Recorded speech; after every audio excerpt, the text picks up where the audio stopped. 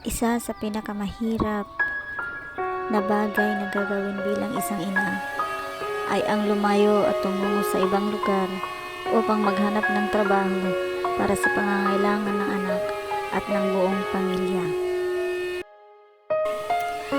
Dahil kahit anong gawin nating pag-survive sa pang-araw-araw na pangangailangan, darating at darating pa rin tayo sa point na magigipit pa rin tayo.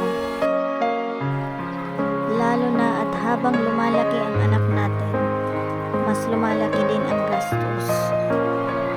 Dahil bilang isang travel agent at online seller, hindi pa rin sapat ang kinikita ko upang matustusan ko ang pangangailangan ng aking anak at ng buong pamilya. At dahil na rin walang permanenteng trabaho ang tatay ng anak ko, kaya naman madalas nasa bukid na lang at nagtatanim ng mga root crops kung walang trabaho sa palayan. Minsan naman nagkukopras para lamang kahit papaano